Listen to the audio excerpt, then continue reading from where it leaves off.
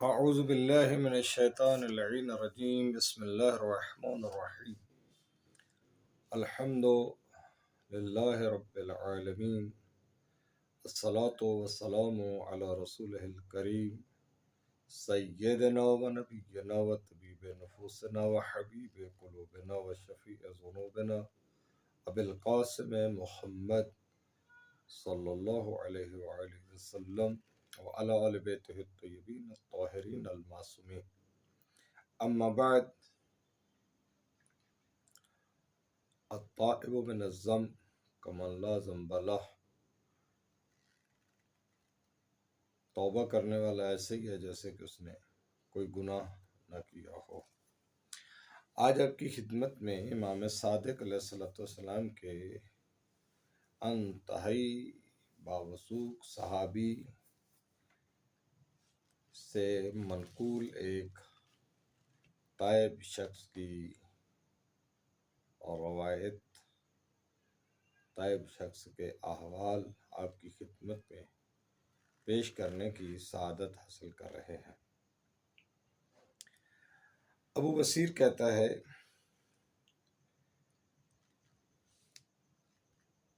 کہ میرا ایک پڑوسی تھا جس کو بنو عباس سے بہت ساری مال و دولت ملی ہوئی تھی، اور وہ اپنے اس مال و دولت سے اس نے غلام اور کنیزیں خرید رکھی تھی، جو ہر وقت شباب و کباب اور گانے کی محفلیں سجاتا تھا، اور اس کے باقی دوست احباب بھی اس کی محفل میں شریک ہوتے تھے. ابو بصیر کہتا ہے چونکہ میں تعلیمات محمد و آل محمد علیہ السلام کا پیروکار تھا، لہذا میں اس کی اس حرکت سے پریشان رہتا تھا. میرے ذہن میں یہ پریشانی رہتی تھی اور میرے لیے سخت ناگوار تھا. میں نے کئی مرتبہ اس اپنے پڑوسی سے نرم لہجے میں گفتگو کی اور اسے سمجھانے کی کوشش کی، لیکن اس نے میری کوئی بات نہیں سنی، توجہ ہی نہیں کرتا تھا.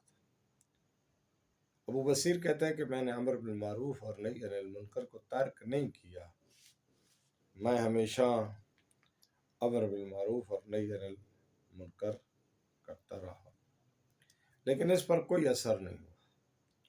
ایک دن اچانک یہی شخص میرے پاس آیا اور کہا کہ میں شیطان کے جال میں پھنسا ہوا ہوں.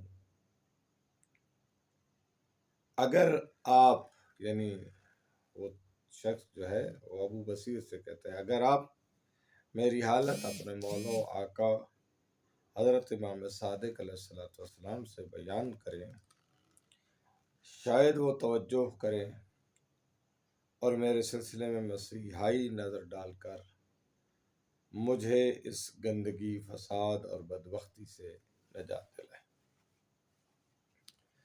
ابو بصیر کہتا ہے میں نے اس کی باتوں کو سنا اور قبول کر لیا.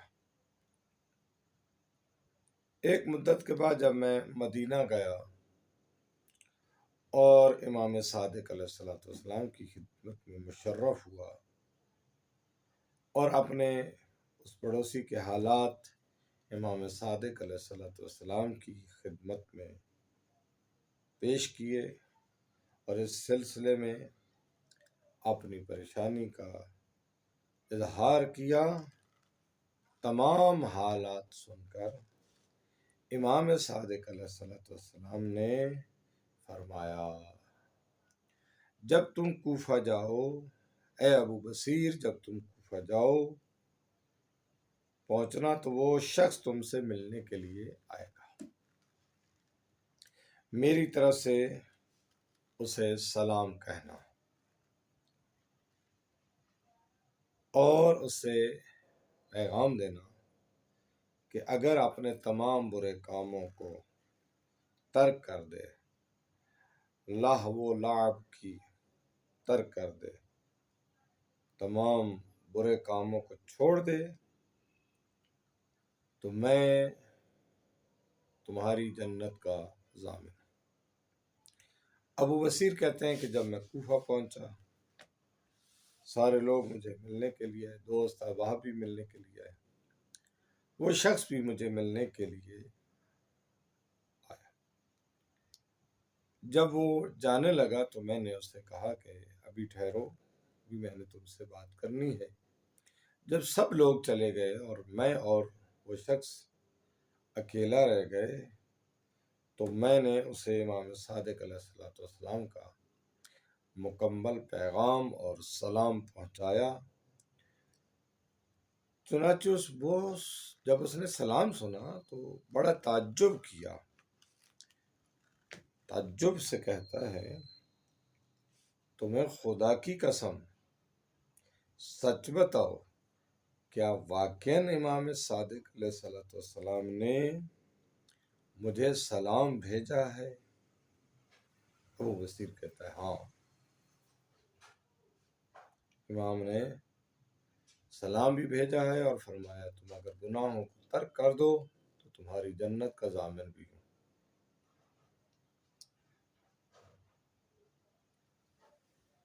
اب یہ شخص جو ہے، یہ گفتگو سننے کے بعد یہ جو ہے کہنے لگا بس میرے لیے یہی کافی ہے۔ وہ گھر گیا، چند روز کے بعد اس نے مجھے پیغام بھیجا کہ اے ابو بصیر مجھے ملنے کے لیے آؤ۔ جب میں ملنے کے لیے گیا، دق الباب کیا تو دروازے کے اندر سے کھڑے ہو کے اس نے کہا کہ ابو بصیر میں نے جتنا مال لوگوں کا ناجائز اپنے قبضے میں لے رکھا تھا، سارا مال میں نے واپس کر دیا ہے، اب میرے بدن پہ لباس بھی نہیں ہے، لباس ہوتا تو میں تمہیں اندر آنے کی اجازت دیتا۔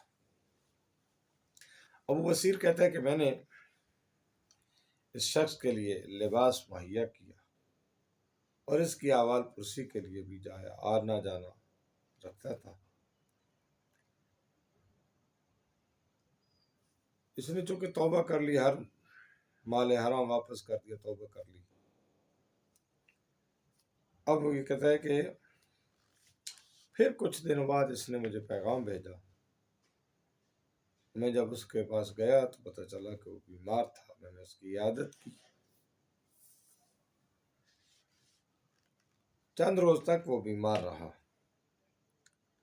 مرنے سے پہلے پھر اس نے مجھے پیغام بھیجا، اور جب میں اس کے پاس آیا تو اس نے کہا ابو بصیر،